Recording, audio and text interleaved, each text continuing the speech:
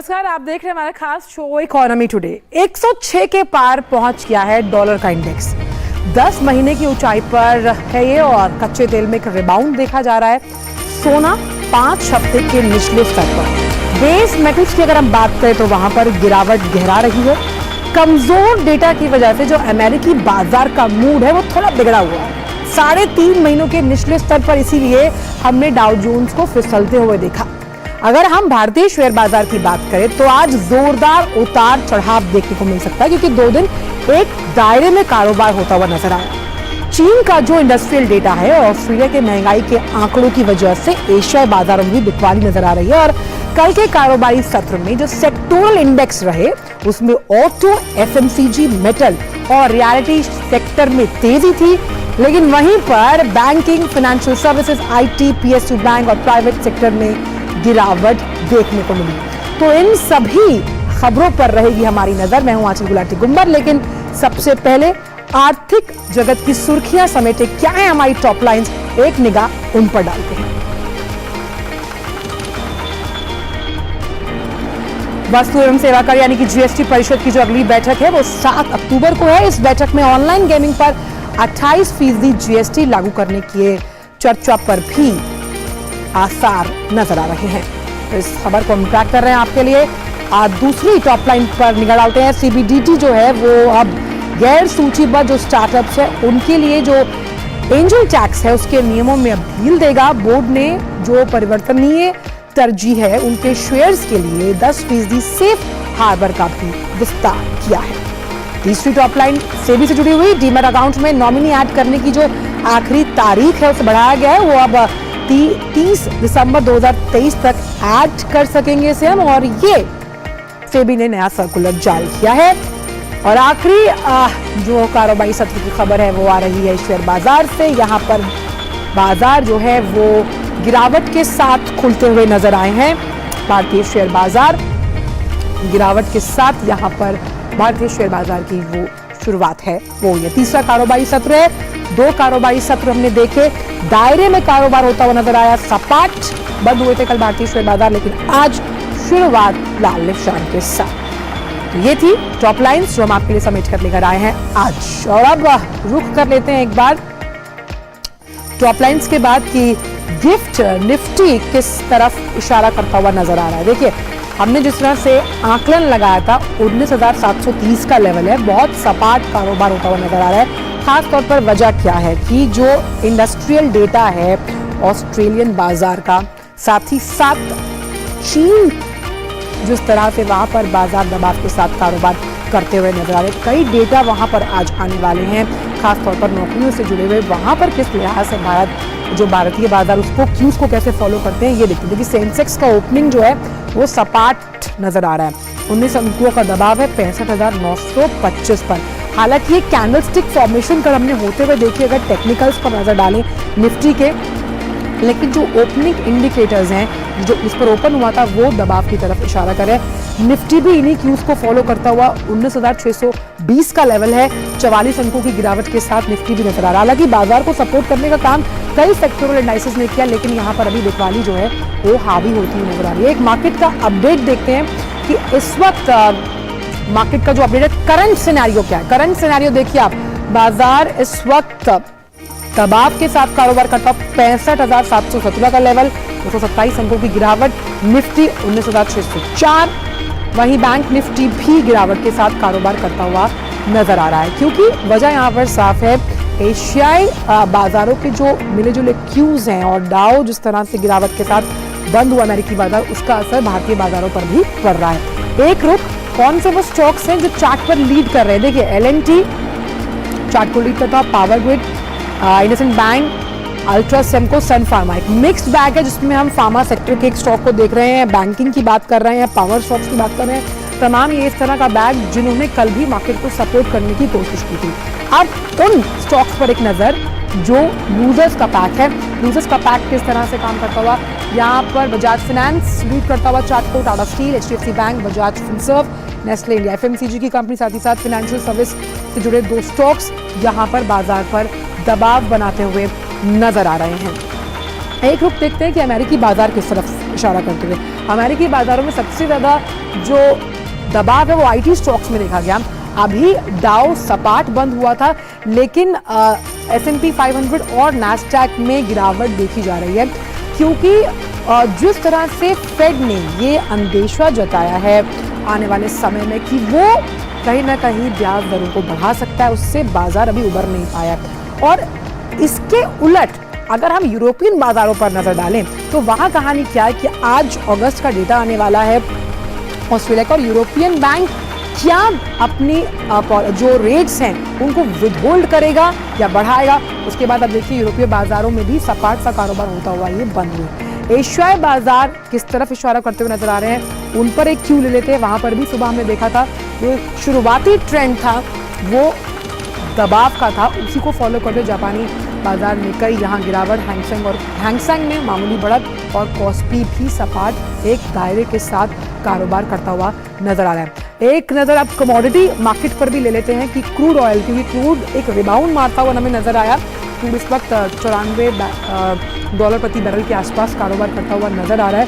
Commodity market की अगर हम बात करें तो ये सूरत हाल रहा जब हम बात कर रहे हैं बाजारों की, कमोडिटीज की, साथ ही साथ शेयर बाजार से जुड़ी तमाम बड़ी खबरों का हमने जिक्र किया।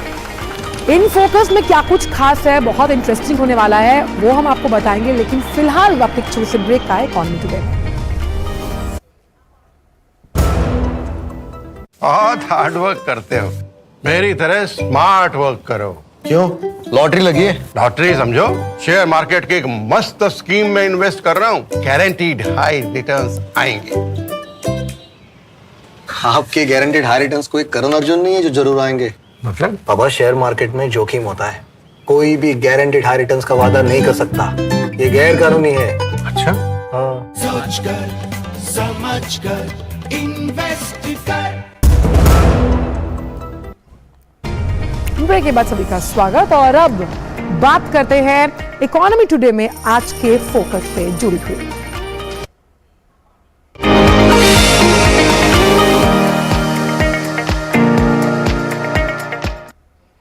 तो बात डिफेंसिव सेक्टर की। जी हाँ, देश को फार्मा सेक्टर में आत्मनिर्भर बनाने और फार्मा के ही क्षेत्र में इनोवेशन और रिसर्च को बढ़ावा देने के लिए केंद्र सरकार ने कल नई दिल्ली में नेशनल फार्मा पॉलिसी लॉन्च की।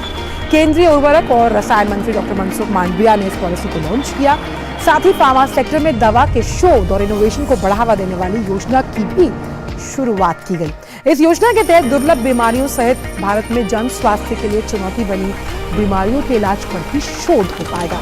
इस योजना के तहत तमाम जो रिसर्च संस्थान के एक प्लेटफॉर्म पर आने की वजह से बेहतर तालमेल होगा और अब Bharat factory of the world बनेगा। देखिए हमारी ये खास रिपोर्ट।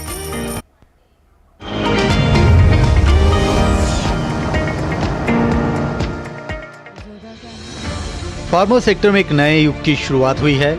कोविड महामारी से सबक लेते हुए दूसरे देशों के एपीआई पर निर्भरता को खत्म करने और फार्मा सेक्टर में आत्मनिर्भर बनने के लिए केंद्र सरकार ने कमर कस ली है। फार्मा और दवा क्षेत्र में शोध और नवाचार को बढ़ावा देने के लिए केंद्र सरकार ने नेशनल पॉलिसी लॉन्च की है।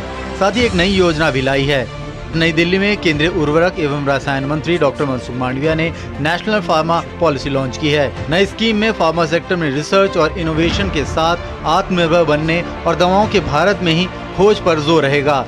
हमारी रिसर्च इंस्टीट्यूट को इनोवेशन करे, ये हमारी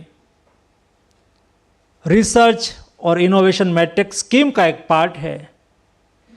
और केवल एक प्रोजेक्ट बनाए, इन्विसेज करे कोई हमारी रिक्वायरमेंट के आधार पर हमें जो मेडिसिन चाहिए, या तो उसके मन में कोई आइडिया आया और उसके लिए एक पेपर तैयार करे। ऐसे लोगों को भी रिसर्च प्रोजेक्ट बनाने वाले हमारे साइंटिस्ट को हमें सपोर्ट करना है। सरकार ऐसी रिसर्च पॉलिसी लाई है जिसके तहत देश में ही इनोवेशन और रिसर्च को बढ़ावा दिया जाएगा। अब भारत पेटेंट का हब बनेगा, भारत में ही दवा पर रिसर्च होगा। अब भारत में दुर्लभ बीमारियां, डेंगू, चिकनगुनिया, टीबी जैसी बीमारियों और ऐसी बीमारियों जिनके इलाज के लिए दवाओं पर रिसर्च नहीं होता, उन पर भी रिसर्च होगा। जो हमारे नाइपर्स हैं, national institute of pharmaceutical education and research, उसमें हम सेंटर्स ऑफ एक्सीलेंस बनाएंगे। कोई फोकस करेगा डिवाइसेस पे, कोई फोकस करेगा न्यू मॉलिक्यूल्स पे। प्रायोरिटी एरियाज बना दिए गए हैं, जैसे कि सेल बेस्ड और जीन बेस्ड थेरेपी है, मेडटेक डिवाइसेस की बात है, रेयर डिजीज़ है जो उनके ऊपर रिसर्च हो, इसी तरह से जीन बेस्ड थेरेपीज़ पे, मॉलिक्यूल्स पे रिसर्च हो, इसी तरह से एंटीबायोटिक रेजिस्टेंस के लिए खोज करी जाए, नए मॉलिक्यूल ढूंढे जाएं। तो ये जो highest priority cutting edge areas हैं, उसमें इंडस्ट्री को सपोर्ट करा जाएगा। नई स्कीम से सभी रिसर्च संस्थान, चाहे वो निजी हो या सरकारी, एक प्लेटफॉर्म पर आ जाएंगे। रिसर्च के लिए इकोसिस्टम बनेगा। सरकार की इस स्कीम से न केवल देश फार्मा सेक्टर में आत्मनिर्भर बनेगा, बल्कि रोजगार के भी अवसर मुहैया होंगे और भारत फार्मा सेक्टर में वर्ल्ड लीडर बनेगा। Nitendra Singh, DD news, Delhi. लेकिन जब तक अनुसंधान नहीं करेंगे नवाचार। और इसी पर चर्चा करने के लिए कि किस तरह से फार्मा सेक्टर के लिए ये पॉलिसी गेम चेंजर साबित होने वाली है, हमारे साथ बेहद खास मेहमान आज जुड़े हुए हैं। हमारे साथ जुड़े हैं डॉक्टर शेखर सी मांडे, पूर्व महानिदेशक CSIR।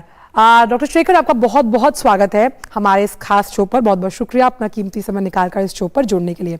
मेरा पहला सवाल आपसे यही है, फार्मा सेक्टर को लगातार हम डिफेंसिव सेक्टर मानते हैं, उस लिहाज से इस पॉलिसी को आप कितना बड़ा गेम चेंजर मानते हैं रिसर्च, इनोवेशन और भारत को फैक्ट्री ऑफ द वर्ल्ड बनाने के लिए? मैं समझता हूं कि ये बहुत ही सही कदम है जो सरकार ने लिया है कि फार्मा सेक्टर को बढ़ावा देने के लिए जो 5,000 करोड़ का जो रिसर्च के ऊपर बजट में प्रावधान किया जा रहा है, एक बहुत ही सही कदम है। जैसे कि आपको पता है कि भारत की जो फार्मा इंडस्ट्री है वो पूरी दुनिया में माहिर है जेनरिक ड्रग्स के बारे में। लेकिन अगर हम लोग सोचे कि हमारे देश में कोई नए ड्रग्स बने हैं क्या, जो जिसकी खोज हमारे देश में हुई है, या फिर कोई नए टीके बने हैं क्या, या मेडिकल इंस्ट्रूमेंट्स बने हैं क्या, तो इसमें हमें थोड़ी विचार करने की आवश्यकता, गंभीर विचार करने की आवश्यकता जरूर है।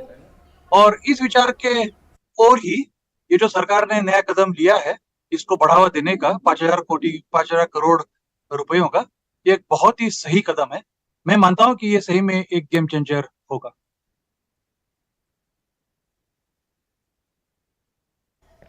इस सेक्टर के बारे में जब हम बात करते हैं तो हमेशा ये कहा जाता था कि ये एक कॉस्ट एडेड सेक्टर है। इसे वैल्यू बेस्ड बनाने में अगर इस पॉलिसी की सशक्तिकरण का हम जिक्र करें, वो कितना बड़ा योगदान दे पाएगी ये पॉलिसी उसे नवाचार आधारित बनाने में? जैसे कि अगर हमें इनोवेशन को प्रमोट करना हो या हमें हमारे अनुसंधान को प्रमोट करना हो, ऐसी पॉलिसियों की बहुत जरूरत होती है। इसमें ना सिर्फ पैसों का किया गया है 5,000 करोड़ का, लेकिन सरकार का जो इरादा है कि हम रिसर्च को बढ़ाएं और इस रिसर्च के माध्यम से नई नई दवाएं, नए टीके या फिर नए मेडिकल इंस्ट्रूमेंट हम जो भारत में बना पाएंगे, जिसमें एक बहुत महत्वपूर्ण अंग होगा कि आत्मनिर्भर भारत का, कि अगर हम सब कुछ भारत में अगर कर पाएंगे तो पॉलिसीज का एक बहुत बड़ा महत्व होता है। और सरकार का इरादा जो है, कल जो माननीय मंत्री जी ने जिसको कल सब लोगों के सामने में प्रस्तुत किया, ये एक बहुत ही सही इरादा सब लोगों के सामने में प्रस्तुत किया गया है। तो मैं मानता हूं कि ये पॉलिसी जो है, फार्मा रिसर्च पॉलिसी, एक बहुत ही अच्छी पॉलिसी है। बिल्कुल, आप हमारे साथ बने रहिएगा डॉक्टर शेखर। फिलहाल वक्त एक छोटे से ब्रेक का है हमारे इस खास शो इकोनॉमी टुडे में। शेयर मार्केट में इन्वेस्ट करें, गारंटीड रिटर्न से लाखों कमाएं। ये लिमिटेड ऑफर सिर्फ आपके लिए। नागिन की आंख में कैमरा फिट होता है। तुम भी क्या बकवास में यकीन करती हो? आप भी तो वही कर रहे हो पापा। शेयर मार्केट में कोई गारंटेड रिटर्न्स का वादा नहीं कर सकता। ऐसा कोई मैसेज, मेल या ऐड दिखे तो समझिए गलत है। ऐसे स्कीम निवेशक के साथ धोखा है और कानूनन अपराध भी। कितनी बार तो समझाया आपको। सोचकर समझकर इन्वेस्ट कर। ब्रेक के बाद सभी का स्वागत है। हमारे साथ डॉक्टर शेखर जुड़े हुए हैं जो लगातार हमसे चर्चा कर रहे हैं कि किस तरह से इस पॉलिसी से रिसर्च के साथ साथ जिस फार्मा सेक्टर के सशक्तिकरण का हम जिक्र कर रहे हैं उसमें बहुत फ़ायदा होगा। डॉक्टर शेखर, खास तौर पर जब कोविड टाइम था, हमने देखा कि दवाओं के क्षेत्र में आत्मनिर्भर बनना किसी भी देश के लिए बहुत ज़रूरी है। इस पॉलिसी के आधार पर जिस तरह का प्रावधान खर्च को लेकर किया गया है, उस लिहाज से जब हम PPP यानी पब्लिक प्राइवेट पार्टनरशिप की बात करते हैं, अगर उस क्षेत्र को भी इसमें जोड़ा जाए, कितना अहम आप मानते हैं इस पॉलिसी को? ये जो पब्लिक प्राइवेट पार्टनरशिप की जब बात होती है तो आपने बहुत सही एग्जाम्पल प्रस्तुत किया जो कोविड का। और कोविड काल में हमने देखा कि पूरे भारत में एक तरफ से रिसर्चर्स, साइंटिस्ट, पॉलिसी मेकर्स और सब हमारी सरकार की जो पूरी जो गणना है जो काम करती है, और इसके अलावा इंडस्ट्रीज, सब ने मिलकर एकजुट कर काम किया। और इसलिए हम देखते हैं कि भारत का कोविड का रिस्पांस जो था वो कई देशों से ज्यादा अच्छा रहा। कोविड के काल में जो नई नई दवाएं भी बनना शुरू हुआ भारत में, इसमें एक कमतरता तो जरूर महसूस हुई थी। वो हम लोग जिसे हम API कहते हैं, एक्टिव फार्मास्यूटिकल इंग्रेडिएंट, जो ज्यादातर हम लोग भारत में आयात करते हैं बाकी देशों से। और इसलिए ये महसूस हुआ था कि क्यों ना हम लोग API भी भारत में ही शुरू करें। और डिपार्टमेंट ऑफ फार्मास्यूटिकल जो है, जिन्होंने कल एक इस पॉलिसी का निवारण किया है हम सब लोगों के सामने में, डिपार्टमेंट ऑफ फार्मास्यूटिकल ने ही कुछ 53 APIs की एक सूची बनाई हुई है, जिसको हम सोचते हैं कि देश में अगर बनाना शुरू करें तो उस क्षेत्र में भी हम लोग आत्मनिर्भर बन पाएंगे। लेकिन पब्लिक प्राइवेट पार्टनरशिप का एक बहुत अहम भाग है इसमें, और हम लोग अपील कर पाएंगे आपके माध्यम से कि एकेडमिया और इंडस्ट्री दोनों अगर एक साथ जुटकर काम करे, तो जिस तरह से कोविड काल में हम लोगों ने देखा था कि भारत ने बहुत अच्छा प्रतिशत दिया था, उसी तरह आने वाले समय में भी फार्मा सेक्टर के लिए ये एक बहुत अच्छी बात रहेगी। डॉक्टर शेखर, पेटेंट को लेकर भी कई बार पेच सामने आते हैं कि जो दवाओं का पेटेंट करने की जो प्रक्रिया है, क्या इस पॉलिसी से इस दिशा में भी आप अहम काम होते हुए देखते हैं, खास तौर पर तब जब हम ये मानकर चल रहे हैं कि चलिए आपको रोकना चाहूंगी डॉक्टर शेखर, हम आपको लिए चल रहे हैं सीधा अहमदाबाद साइंस सिटी, जहां पर प्रधानमंत्री क्योंकि गुजरात के दौरे पर हैं, वो अहमदाबाद में साइंस सिटी का दौरा कर रहे हैं। आइए सीधे आपको दिखाते हैं वो दृश्य।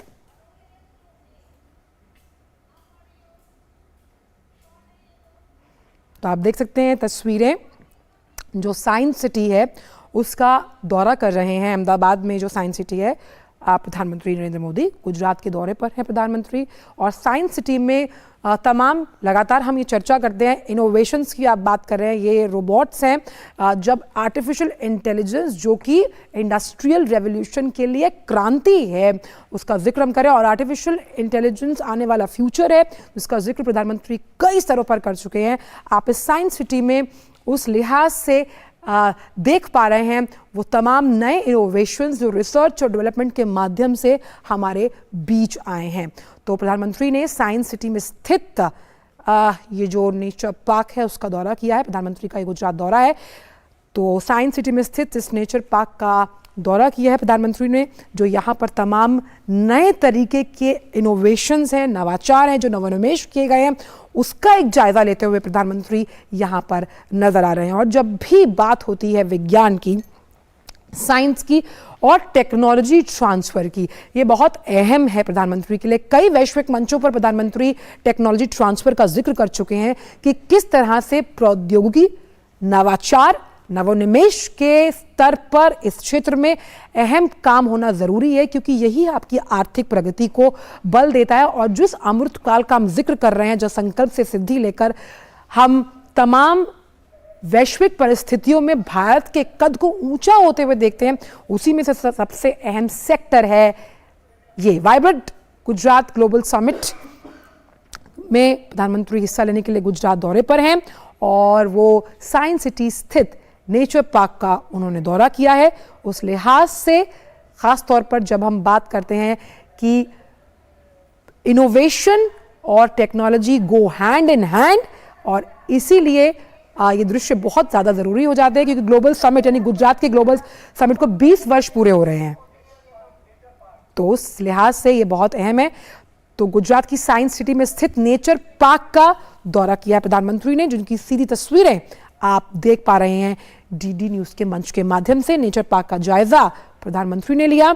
यहाँ पर किस तरह से जब इनोवेशन की हम बात करते हैं वो कितनी बड़ी क्रांति साबित हो सकता है आने वाले सालों में, खासतौर पर उद्योग के लिए, उद्यमियों के लिए, एंटरप्रेन्योर्स के लिए, स्टार्टअप्स के लिए, एमएसएमईज के लिए, उस लिहाज से ये दौरा बेहद अहम। और जो इस वाइब्रेंट गुजरात की हम बात करें, जिस समिट में हिस्सा लेने के लिए प्रधानमंत्री पहुंचे हैं, उसके अंतर्गत इस गुजरात दौरे में जो साइंस सिटी है अहमदाबाद की, उसमें नेचर पार्क का जायजा लेते हुए प्रधानमंत्री, और साइंस सिटी आप देखिए नाम से ही प्रतिलक्षित होता है कि ये विज्ञान और विज्ञान से जुड़ी जो तमाम कहानियां हैं, जो तमाम शोध हैं, नवाचार है, उससे जुड़ी हुई सिटी, और ये हम इन तस्वीरों के माध्यम से देख भी पा रहे हैं। इसका जायजा कुछ देर पहले प्रधानमंत्री ने लिया, जो दृश्य अब हम आपको दिखा रहे हैं।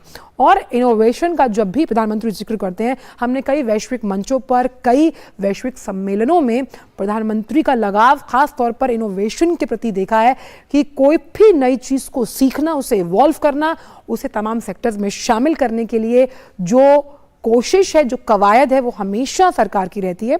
और आप यहाँ पर भी इन दृश्यों के माध्यम से देख सकते हैं कि किस तरह से ये रोबोट्स जो आपको नजर आ रहे हैं, और साथ ही साथ तमाम अन्य और भी इनोवेशंस हैं जिनका जायजा प्रधानमंत्री ने अब से कुछ देर पहले लिया।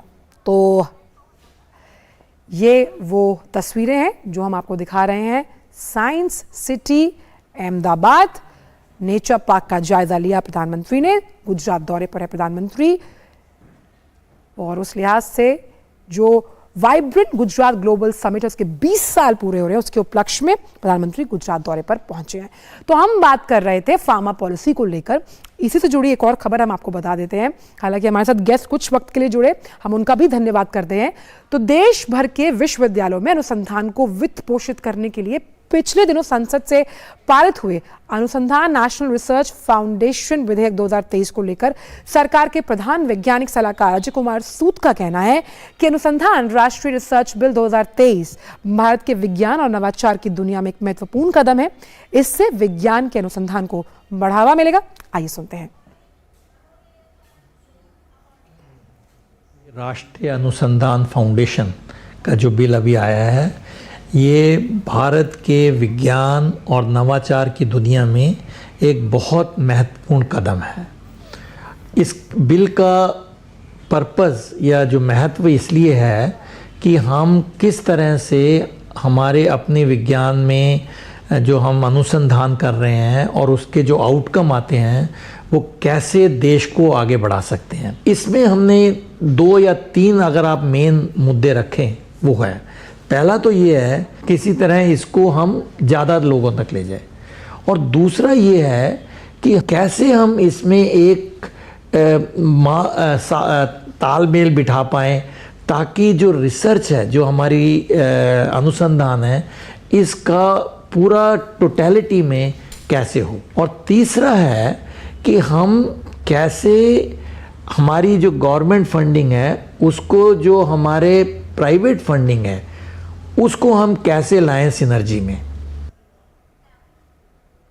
देखा आपने कितना अहम है जब हम इस पॉलिसी के बारे में बात कर रहे हैं। और हमारे साथ जो मेहमान जुड़े थे, एक बार फिर से हम उनका धन्यवाद करते हैं। लेकिन अब आपको दिखाते हैं कारोबार जगत की सुर्खियां, लेकिन फटाफट अंदाज में।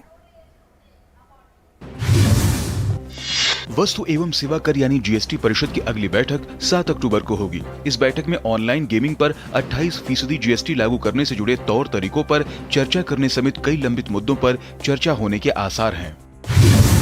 केंद्रीय प्रत्यक्ष कर बोर्ड ने गैर सूचीबद्ध स्टार्टअप के लिए एंजल टैक्स के नियमों में और ढील दे दी है। केंद्रीय प्रत्यक्ष कर बोर्ड ने परिवर्तनीय तरजीही शेयरों के लिए 10% सेफ हार्बर का विस्तार किया है, जो अभी तक केवल इक्विटी शेयरों के लिए प्रस्तावित था।